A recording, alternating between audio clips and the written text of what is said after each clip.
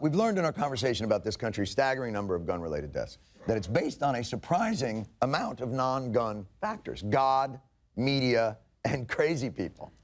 Wow, that's a... God, media, and crazy people, that's a pretty busy graphic. Can we streamline that and yet also represent all three constituencies? There you go. All right. I'm going to go out on a limb here and say that this conversation is taking place between parties of good faith, and that all of us, on any side of the debate, are anti-massacre. If some common sense firearms regulations might cut the number of these killings, why not try? We have many, many laws pertaining to guns already. We ought to enforce those laws. We already have laws banning murder, but we still have murders. Drunk driving. Do we go to the Ford Motor Company and tell them stop making these automobiles because people get drunk and kill people in cars? No, but we do enact stricter blood alcohol limits, raise the drinking age, ramp up enforcement and penalties, and charge bartenders who serve drunks, and launch huge public awareness campaigns to stigmatize the dangerous behavior in question. And we do all those things because it might just help bring drunk driving rates down, I don't know, by 2/3 in a few decades. So if you start calling Senate votes during happy hour, that number gets even lower. Like magazine sizes, smaller magazines for guns. Make these crazy people have to reload more. Changing a magazine, I can do that pretty quick. Yeah, but you're Fast Fingers Graham. The foremost gun enthusiast / speed origami champion in the world. He made that in 3 seconds. How he uses his heavily calloused gun hands to make such delicate paper art. Why, it's a mystery.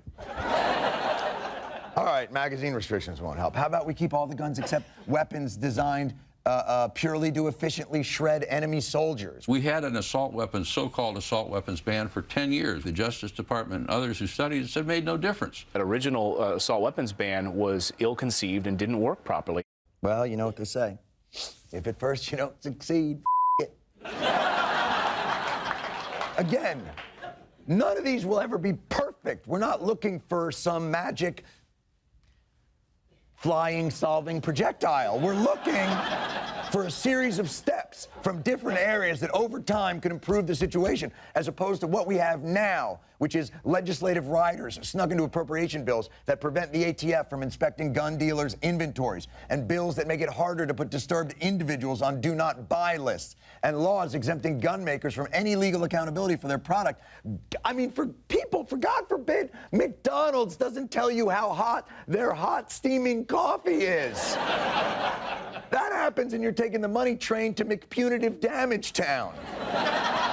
But an epidemic of gun violence? Oh, we can't. Our hands are tied. We can't do anything. We are a nation of overreactors to everything. We have step-by-step child-proof this entire country.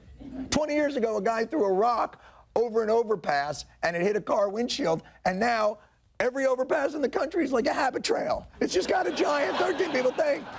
Football stadiums have giant nets behind the goalposts so you don't get hit by the ball you're supposed to be watching. We can't do anything about this? How about we make assault rifles available, but only at shooting ranges? Make guns less sexy so they won't be considered so cool by young people. The next Jason Bourne movie stars Woody Allen. How about that? You're not really a gun person. It's not so much the killing, but the loading and the cleaning. It's a lot of work. Or even better, creative sound editing to take away the cool gun factor.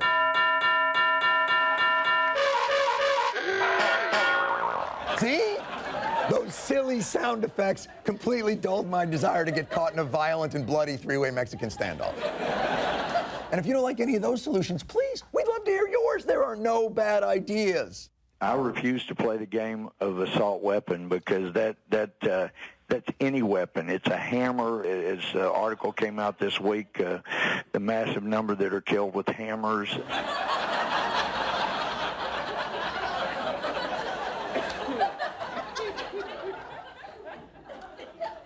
Okay.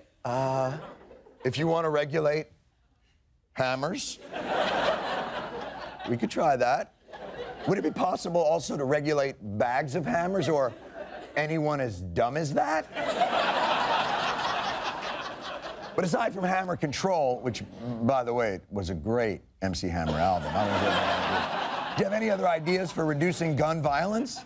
The only thing that stops a bad guy with a gun is a good guy with a gun.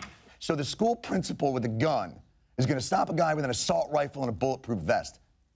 You know, I don't think Principal Belding is as badass as you think he might be. Here's the problem. Technology has democratized carnage. And it's very weird to me that gun enthusiasts won't even entertain, let me amend that, some gun enthusiasts won't even entertain the idea of common sense law enforcement supported small bore, so to speak, moves to try and rein in this violence. What's really going on here? We have constitutional freedom, to the right to keep and bear arms in this country. Yeah, for a well-regulated militia, not a personal arsenal free-for-all. There's all sorts of stuff you can't have already. Tanks, F-16 fighter jets, surface-to-air, anything. When that Constitution was written, people had muskets. So, okay, you can have all the muskets you want.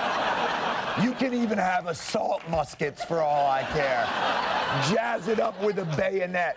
Go nuts. But why is it that there is no other issue in this country with as dire public safety consequences as this, that we are unable to make even the most basic steps towards putting together a complex plan of action to slow this epidemic spread? What is really going on here? I think you, like a lot of people, Joshua, are worried that the federal government's going to come after our guns.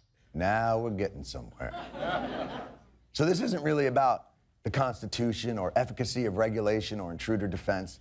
It's about how perilously close some people in this country feel they're living to a tyrant's rule. It's something we've seen happen time and time again in history, with Stalin, happened in Cambodia, and then, of course, the Third Reich. No one saw that coming until it was too late. Hitler took the guns. Stalin took the guns. Mao took the guns. Fidel Castro took the guns. Hugo Chavez took the guns. And I'm here to tell you, 1776 will commence again if you try to take our firearms. Holy no one's taking away all the guns. But now I get it. Now I see what's happening. So this is what it is.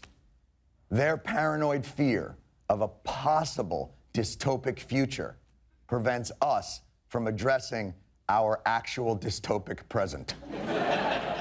We can't even begin to address 30,000 gun deaths that are actually, in reality, happening in this country every year, because a few of us must remain vigilant against the rise of imaginary Hitler.